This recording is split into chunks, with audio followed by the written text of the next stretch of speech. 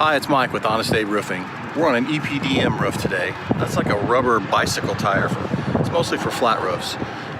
The problems you have with these type of roofs is over time they can get brittle. They can shrink and pull the seams, so they're really hard to diagnose. If you have a roof like this, it's 15 plus years old, it's probably time to replace it. But if you want to make it work, you need to try to get down the road. We can diagnose it. We do have the tools for that. It's just kind of tricky. This particular roof here has a steel duct underneath, so while it might be leaking here, it might be manifesting inside in another location. So really tricky to diagnose.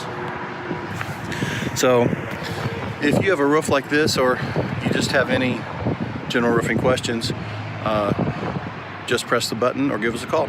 Thank you.